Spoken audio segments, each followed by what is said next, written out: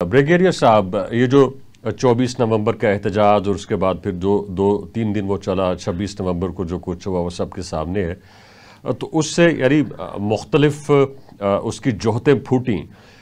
एक ये भी कि जी बुशरा बीबी जो है उन्होंने ठीक तरह से लीड नहीं किया, वो एस्केप कर गई, वो भाग गई, वो मानसेहरा चली गई, और यही कुछ अली अमीन गंडापुर साहब ने किया।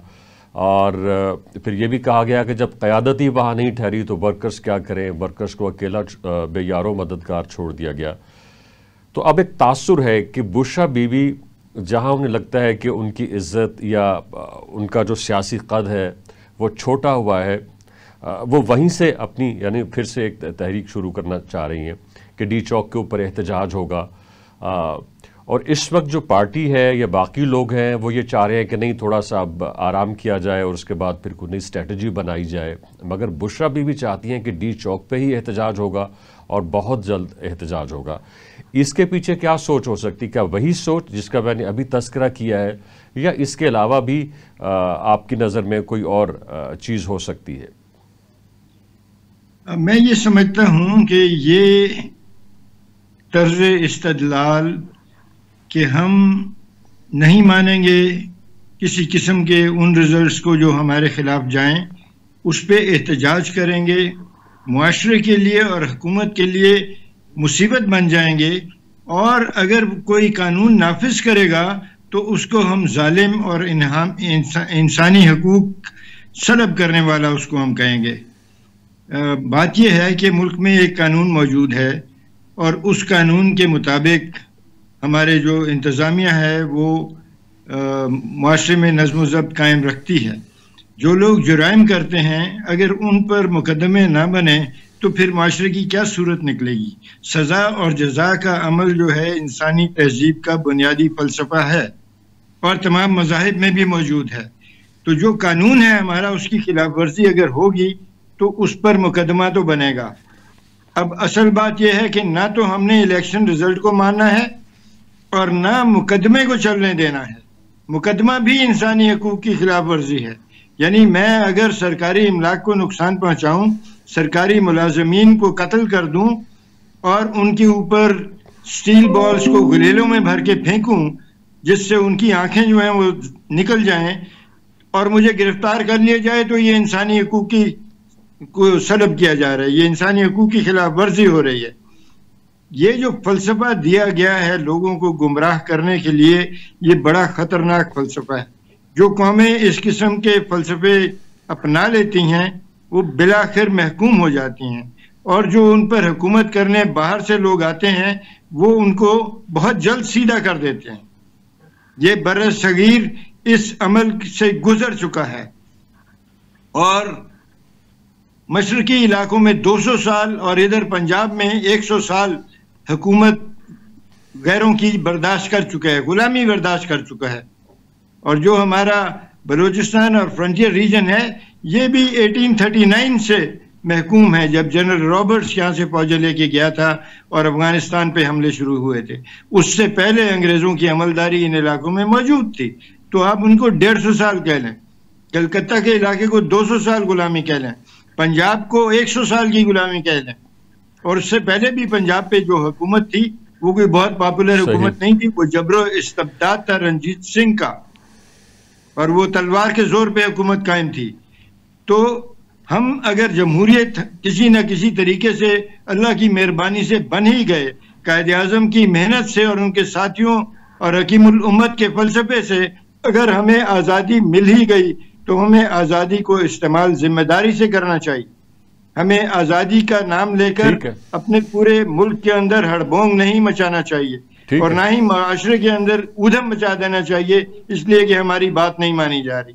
अब जेल से निकलवाने का एक ऐसे शख्स को जिसके ऊपर मुकदमे हैं और जिसको सजाएं हो चुकी हैं, तो छुड़वाने का अंदाज ये अपना लें कि हम आके डी चौक में हंगामा करेंगे और पाकिस्तान के जो हुकूमत है उसके लिए मुश्किल पैदा कर देंगे और कफन बांध के आए हैं, मारेंगे और मर जाएंगे।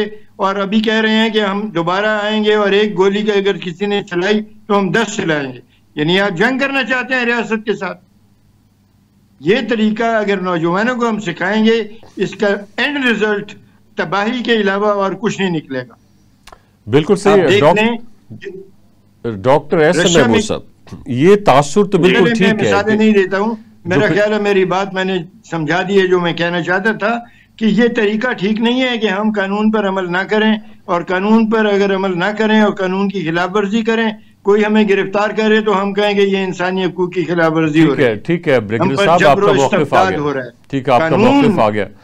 और डॉक्टर एस एम महमूद साहब, ये तासुर तो किसी हद तक दुरुस्त भी है कि ये जो 24 नवंबर का एहतजाज था, ये एक सूबे की विफाक के ऊपर चढ़ाई थी, क्योंकि हमने देखा कि बाकी सूबों से लोगों ने इस एहतजाज के अंदर शिरकत नहीं की। एक बात। दूसरी बात ये कि जिस तरह से ब्रिगेडियर साहब ने कहा कि अगर पीटीआई ने कुछ मनवाना है तो उसके लिए पार्लियामेंट मौजूद है, और फिर ये जितना भी एहतजाज हुआ है ये पीटीआई यानी बानी पीटीआई स्पेसिफिक है, यानी उसका वन लाइनर एजेंडा है कि उन्हें रिहा किया जाए। जब एहतजाज शुरू हुआ था उस वक्त 2-3 और मुतालिबात सामने आ रहे थे, जिनमें 26वीं आईनी तरमीम भी थी, जिनमें फिर फरवरी 2024 के इलेक्शंस भी थे।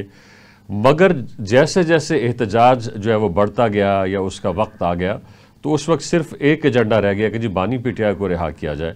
तो अब यूं लगता है कि पीटीआई की सारी जो सियासत है वो बानी पीटीआई की रिहाई के लिए हो रही है। एक अपोजिशन जिसका किरदार होता है कि वो गवर्नमेंट के हर फैसले को क्रिटिसाइज करे और फिर कुछ अल्टरनेट ओपिनियन लेके आए हर इशू के हवाले से, जिससे कि आवाम दो चार होती है, तो वो वाला पार्ट हमें मिसिंग नजर आता है। अच्छा देखिए, मैं इसमें जो अभी सारी गुफ्तगू चल रही है इसके तनाजरे में एक बात जरूर कहना चाहूंगा कि इस वक्त ना वाज़ेह तौर पे दो तरह की सोचें हैं माशरे में। एक है जैसे जो ब्रिगेडियर साहब फरमा रहे हैं, कॉलोनियल जो तसलसल है इसके हमायत में बात करना और हर गलत काम को कानून का नाम दे देना अपनी मर्जी से। कानून ये नहीं कहता कि आप फॉर्म 45 को जो है ना उसको 47 में बदल दें। कानून ये नहीं कहता कि जिसने 1000 वोट लिए साथ आप उसके साथ एक और लगा के तो 1100 बना लें। कानून ये नहीं कहता है कि आप जो है ना वो सारे जो वहां पर प्रिजाइडिंग ऑफिसर्स हैं उनको अपनी मर्जी से तैनात करें और उनको अपने मर्जी के नताइज देने पर मजबूर करें। कानून ये नहीं कहता कि आप आरडीएस सिस्टम बैठा दें, और कानून ये नहीं कहता शेख साहब कि वो आप एक काबीना का इजलास बुलाएं और कहें जी कि जो बच्चा मैट्रिक में फेल हो गया था इसको डायरेक्ट एमबीबीएस में दाखिला दे दिया जाए। कानून ये नहीं कहता कि एक बंदा रिटायर हो गया तो आप उसकी रिटायरमेंट खत्म करके उसको कंटिन्यू कर दें। कानून ये नहीं कहता कि कानून ये है और आप अगर चाहते हैं कि कोई बंदा रिटायर ना हो तो आप उसको सारी उम्र के लिए बना दें। ये कानून नहीं होता, ये मनमानी होती है।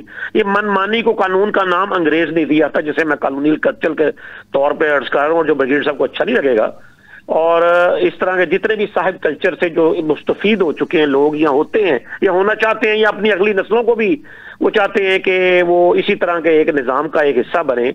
और ये वो नहीं होगा। आप देखें कि आप एक कलम ले लें अगर एक ऑफिस से तो वो एक जुर्म है, लेकिन अगर आप उसको एक लीगलाइज एक प्लॉट बना दें जो 10 करोड़ का है तो वो लीगल है। ये देखें ना, कानून हमने नाम किस चीज का रख दिया है। हमने अलाटमेंट को कानून बना दिया, हमने परमिट को कानून बना दिया, कोटा को कानून बना दिया। हमें जो दिल करता है ना जी कि हमें ये मराद चाहिए हम उसको कानून बना देते हैं। हमें जो दिल चाहता है कि हमें ये 2 मरतबा वाला मुशर्रफ ने बनाया था कि जी 2 मरतबा से ज्यादा कोई नहीं होगा उस खत्म। ग्रेजुएशन का बनाया था, भाई ग्रेजुएट होना एक अच्छी बात है, पूरी दुनिया में पढ़े लिखों की वैल्यू है, लेकिन मासूफ के मुताबिक कानून ये है कि पढ़ा लिखा होना जरूरी नहीं है। अब ये वो सारी चीजें हैं। इसी तरह ये कानून बनाया गया था, एक जनरल नहीं बनवाया था जो सदर मुल्क था परवेज मुशर्रफ, उसने बनवाया था कि जी आप ड्यूल नेशनैलिटी नहीं आप रख सकते कि अगर आप कैनेडियन है तो आप पाकिस्तानी सेनेटर नहीं, एमएनए एमपी नहीं बनेंगे। ये कानून खत्म कर डाला गया। देखिए ना, कानून ना हुआ ना, ये तो एक मोम की नाक हो गया। और पाकिस्तान में शेख साहब, ये मैं इसलिए नहीं कि मैं किसी पार्टी की हमायत में बात कर रहा हूं या मैं किसी पार्टी की तरफदारी कर रहा हूं, ये हमारी आने वाली नस्लों के मफाद में नहीं है। ये कॉलोनियल सिस्टम कि कानून उस चीज का नाम है जो मेरी मर्जी होगी। मेरी मर्जी का मतलब कानून नहीं होता। मेरी इंसानी हकूक जो मेरी मर्जी से नहीं चलते हैं। इंसानी हकूक का एक पैरामीटर है पूरी दुनिया में, पूरी दुनिया में एक मयार है इन चीजों का। देखिए मैं आपसे एक और शेख साहब एक सेकंड मेरी छोटी सी बात सुन लीजिएगा। आज मैं एक रिपोर्ट पढ़ रहा था, पाकिस्तान के जो 3 शहर हैं उसमें एक कराची है, एक इस्लामाबाद और एक लाहौर। कराची को उन्होंने 241वें नंबर पे दुनिया में शहर बनाया है, जो कुछ 100 शहरों का जो है ना तजिया लिया गया है। और उसके बाद इस्लामाबाद जो है 242वें नंबर पे है और जो लाहौर है 246वें नंबर पे है। आप मुझे ये बताएं, जो लोग इसमें शराफिया के तौर पे हुक्मरानी करते रहे, जो लोग चीफ बनते रहे, जो लोग इस मुल्क की हुक्मरानी और इक्तदार के दावेदार थे, क्या उनकी कोई गिरफ्त होगी कि तुम भी जिम्मेदार इन सारी खराबियों के? यानी यहाँ फार्मूला कानून का ये भी रखा हुआ है कि इक्तदार, इसके मजे, सहूलियात और इसकी पर्क्स और इसकी बरात सारी मेरी होंगी, लेकिन जिम्मेदारी कोई नहीं होगी। पाकिस्तान का पासपोर्ट दुनिया के आखिरी नंबरों पे, पाकिस्तान के कानून का स्टेटस दुनिया के आखिरी नंबरों पर, पाकिस्तान की बतौर मुमलकत हैसियत दुनिया के आखिरी 4 ममालिक में। ठीक है डॉक्टर